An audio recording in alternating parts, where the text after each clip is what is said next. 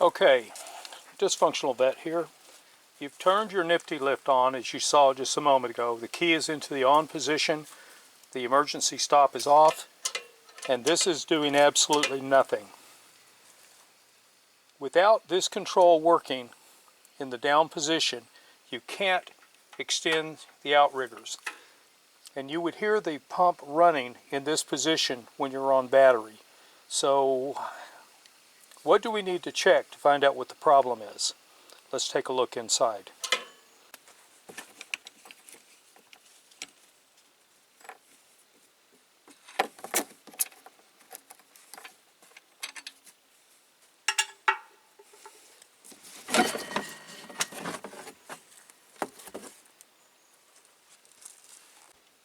Here you have an electrical box, and you need a flathead screwdriver to unscrew these so it loosens up.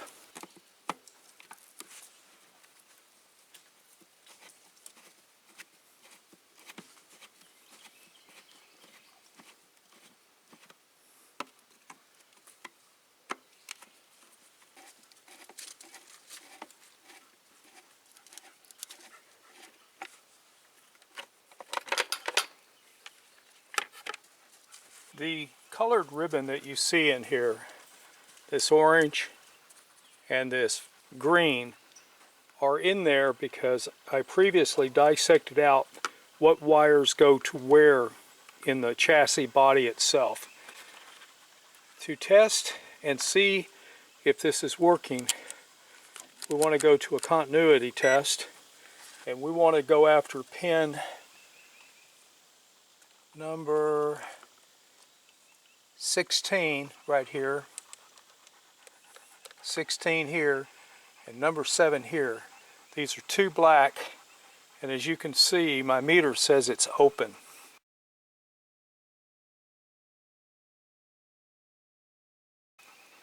So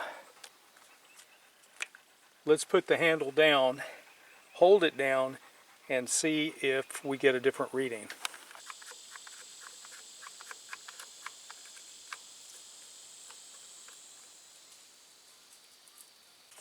Let's try our pins. Number 16 and number 7. So we know that the switch is working. There's another issue. Let's see if we can find that. We are now going to test if the switch in the up position is working, because if that switch isn't working, then you're not going to have any way to put the outriggers up or down. We want to use the blue wire, which in this case is, looks like number 6 right here, and we want the brown wire, which is number 7 over here, and we don't have any power there, so there's definitely a problem. Either our switch is bad or we have coyote chew.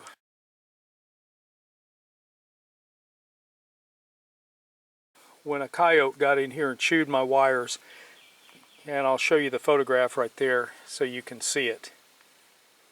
So we know that either the switch is bad or the wire itself has become compromised.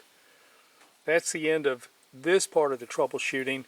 Now let's fix all that and then come back and test everything again.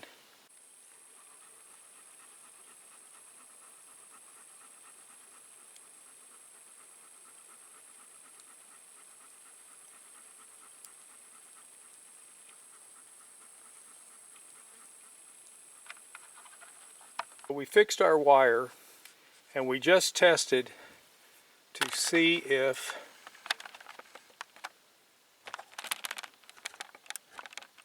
there you can see my meter. So now we're going to check and see if the problem has been repaired. We patched the coyote chew, and now that system is working, but we still can't operate the thing.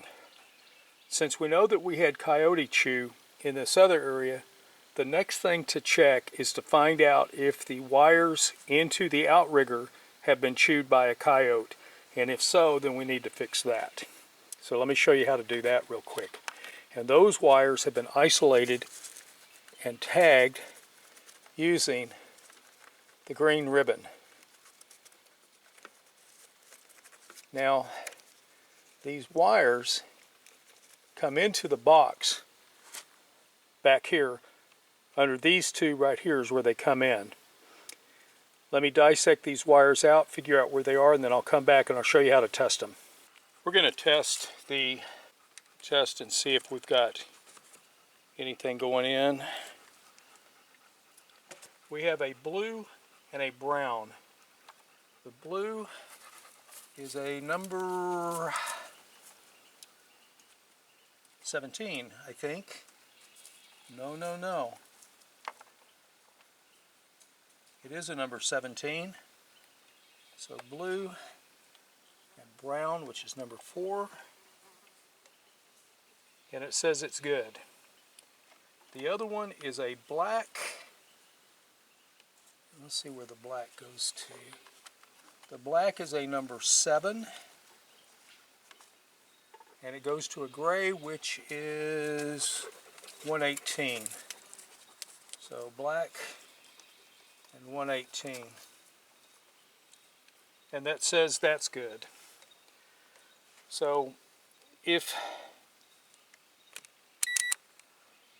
everything is testing out as having a complete circuit in it, then you know that you have a bigger problem.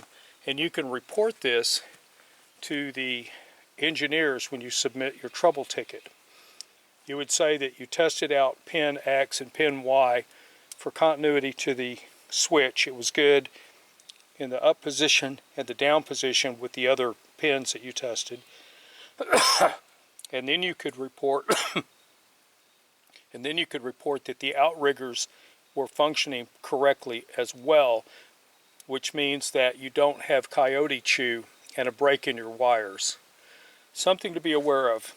You have 6 relays here. These relays are hard soldered onto the board, and if one of these ever goes bad, you have to replace the board. But being soldered in like that gives it higher reliability, and relays tend to last, so that shouldn't be a big issue. Everything else that's on the board can be loosened, taken off, and put on the new board, so it's not like you have to do everything. As pointed out, the wires have numbers on them. The board itself has numbers on it. The only thing I would tell you is move wires off of those numbers, because you have 16, 16, and 116 here. And if that wire is covering that first one, it's going to look like a 16 and not a 116. The one other thing I would tell you is, as you dissect out the wires, there's 4 wires on this one, and there's 4 wires on the one that's below this as it comes in. I would tell you to put some flagging on it, different colors, so that if in the off event you need to test something, you can easily track these wires to where they go. Now, I'm going to show you the schematic in this image right here.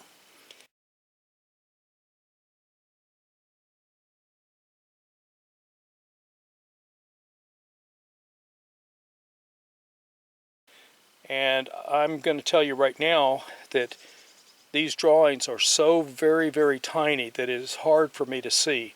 If there was an 18 by 24, it'd be a lot better. And I can't drag my computer around, and I'm not working in a shop where I can set up a desk with a computer nearby. If you've had any kind of trouble, electrical problems with your nifty lift, if you will go ahead and post that in the comments and discuss how you repaired things and such, that would be very beneficial and very helpful. Please subscribe, leave a like. That helps more people to find it. And one other thing I need to mention before I go anywhere: if the key is in the on position, and these wires that I told you about with the different switches, if they are not working, the emergency pump up, which is right here, will not work. Those wires that I just showed you have to be in a working condition in order for this pump to be able to raise the outriggers or to lower the boom by pumping. And when you get to pumping on this thing, it's real easy, and it's incredibly great. I hope this helps a lot. Dysfunctional Vet out.